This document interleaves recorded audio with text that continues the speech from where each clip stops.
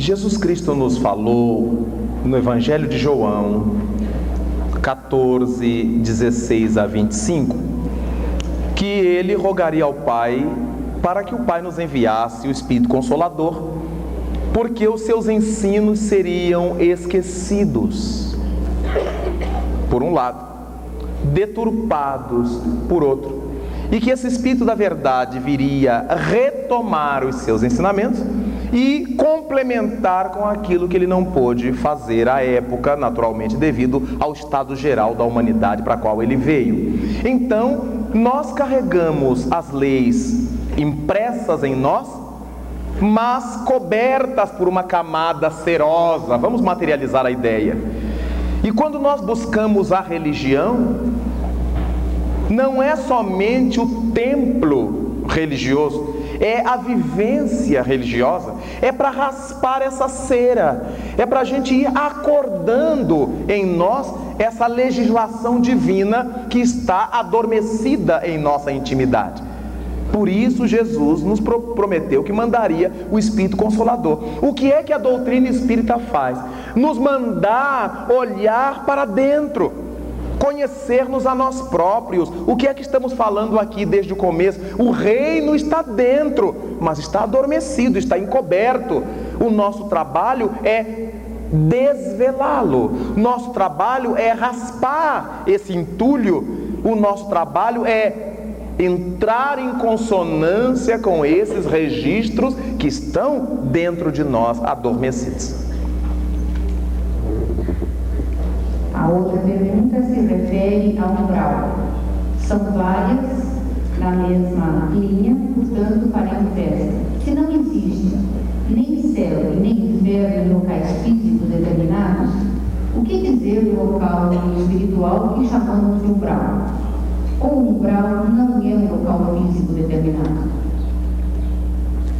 De jeito nenhum. O umbral também não é um local físico determinado. Umbral, esse termo umbral muito usado na arquitetura, significa passagem. Quando a gente passa ali para ir para o quintal, nós passamos pelos umbrais daquela porta ali. Não é? Umbral é passagem. Todos os indivíduos que saem do mundo corporal e entram no mundo espiritual, eles passam por um umbral. E daí é que o Livro dos Espíritos diz que essa perturbação umbralina de passagem pode durar segundos, minutos, horas, dias, semanas ou milênios. Está em o Livro dos Espíritos essa informação. Então a nossa ideia de que o umbral é um lugar fixo, material, geográfico, é reminiscência do que falamos, das nossas ideias de céu e de infernos localizados. Agora, vejamos o seguinte: se neste ambiente se reúne ou nos reunamos um grupo de pessoas que estejamos vivendo o mesmo problema, naquele canto ali, e começamos a falar dos nossos problemas, a choramingar os nossos problemas, a lamuriar os nossos problemas, nós criamos um clima ali insuportável. E lá no outro canto deste mesmo auditório, um grupo falando das coisas boas que faz, das alegrias da vida, vão criar um outro clima. Aqui nós temos um inferno, lá nós temos um céu, ou aqui nós temos um umbral. Vejamos que nós vamos tirando esse caráter material da ideia de umbral. Umbral não é um lugar, umbral é um estado pelo qual passam também os espíritos. Vejamos, porque a pessoa que questiona sobre o umbral deve ter lido as obras de André Luiz, Espírito. E no livro Nosso Lar, André Luiz Espírito diz que ele ficou durante 8 anos no umbral. É por isso que a gente fica com ideia de localidade. Embora estivessem sua mãe e outros espíritos lhe prestando assistência, ele não os enxergava, porque ele estava com a mente em outra realidade. A partir do momento que ele parou, pensou na sua mãe, no que ela lhe ensinara-lhe desde criança a orar. Ele diz: deixa eu orar, porque se Deus existe, Ele deve estar sabendo que eu estou sofrendo. Neste momento, ele entrou na sintonia daqueles espíritos. Até então ele não estava na sintonia daqueles espíritos. Vejamos que a partir do momento em que ele ora, ou seja, mudou de sintonia, mudou de canal, ele enxerga fisicamente, entre aspas, sua mãe, os espíritos que estavam prestando assistência, e as coisas mudam de figura, ele passa a adotar outro estilo de vida. Mas vejamos, quando ele saiu do umbral, onde permaneceu, segundo sua narrativa, por 8 anos, ele foi conhecer dentro da colônia Nosso Lar as câmaras de retificação, onde estavam almas atormentadas, sofrendo pesadelos. Vejamos que era um outro tipo de umbral. Não era mais aquele em que ele vivera, aquelas pessoas estavam vivendo outro tipo de umbral, em outro lugar, e assim sucessivamente. É como se aqui em Curitiba nós disséssemos: em tal lugar existe um gueto de marginais, de delinquentes, de assaltantes. Em tal lugar existe uma colmeia de trabalhadores assistindo a doentes, a crianças. Vejamos, numa mesma cidade nós temos uma realidade de delinquentes, uma realidade de benfeitores. Aí eu chego no Rio de Janeiro também, eu encontro uma região de delinquentes, outra região de benfeitores. Mas aquela região de delinquentes, o que tem a ver com a região delinquente do Paraná ou de Curitiba? As intenções. Então eles têm afinidade, mas eles não se conhecem obrigatoriamente. Logo existem regiões afins em toda parte. São os infernos ou os céus. Jesus Cristo não disse que a boca fala daquilo que está cheia a alma? Ora, se eu falar do que está cheio o meu coração aqui neste lugar, ou se eu falar do que está cheio o meu coração lá fora, ou se eu falar do que está cheio o meu coração no Japão, na Noruega ou na China, eu estou levando meu ambiente psíquico para esses lugares. Mas eu não posso dizer: não, coisa boa é na China. Não, coisa boa é onde estiverem os espíritos bons. Eles criam um clima. Onde estiverem as almas pervertidas, elas criam um clima. Então, se nós estamos aqui, eu digo: a umbral é aqui. Mas se a gente sai daqui e vai para aquele prédio, o umbral já é lá. Onde estiver o vosso tesouro, aí vai estar seu coração, o vosso coração. Onde estiverem as almas danadas, ali estará a danação. Mas não é obrigado que eu diga: não, este é um lugar fadado a almas danadas, porque todo o universo em verdade é a casa de Deus, e Deus não pode ter criado um submundo, porque o mal não é sua criação, é criação nossa. De repente eu vou morar no melhor edifício de Curitiba e transformo o meu apartamento num pardieiro, numa pocilga moral. Faço as festas de arromba, com droga, com tóxico, com sexo, com tudo, lá dentro. E é um lugar lindíssimo, bonito.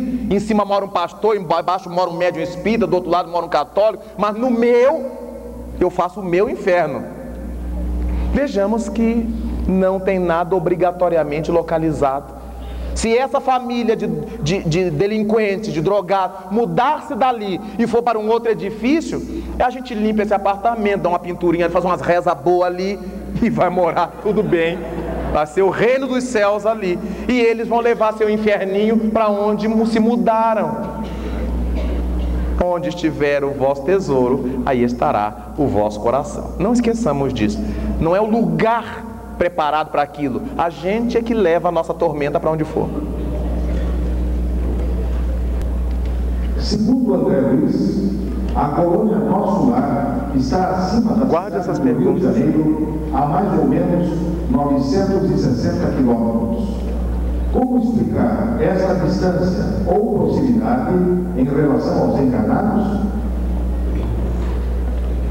Vejamos, eu não tenho nenhuma notícia de números, é uma informação nova que eu estou tendo. O que eu sei da informação dos espíritos é que, de fato, esta colônia Nosso Lar, ela está sobre a cidade do Rio de Janeiro, distendendo-se para o norte do estado.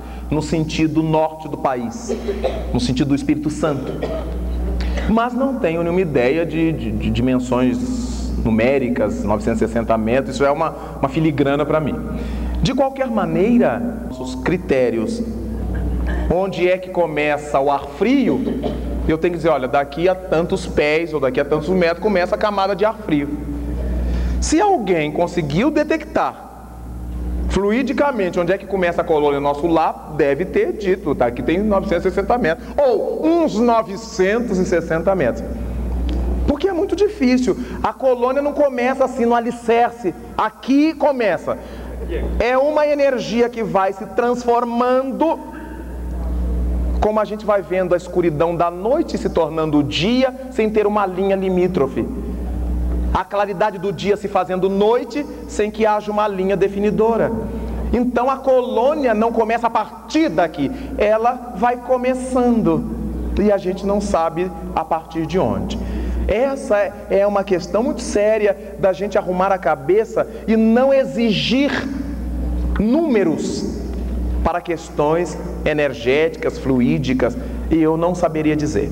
Uma coisa que será bom trabalharmos nesse momento com os senhores é dizer que ninguém fique triste porque sobre o Rio de Janeiro esteja uma colônia que foi narrada pelo Espírito André Luiz, porque as colônias espirituais são postos de atendimentos aos espíritos daquela região que desencarnam e que precisam viver num meio termo, porque eles vão voltar à Terra, para que eles não percam os hábitos da Terra, para que eles não sofram o choque de uma vida puramente espiritual, eles ficam no meio termo. Vocês que leram o livro Nosso Lar se deram conta de que, por causa da questão comida, houve uma verdadeira briga na colônia. Vejamos, os espíritos ainda não estavam aclimatados a sair da realidade chão, terra, e viverem como espírito, somente como espírito. Então eles tinham necessidade de ver o fluido com forma de uma feijoadinha. Imagina no Rio de Janeiro, né? Se fosse no Rio Grande do Sul, as colônias gaúchas devem todas elas ter o churrasquinho, né? Aqui as colônias que estão sobre o Paraná, no mínimo devem ter polenta frita, né? Deve ter essas coisas, né?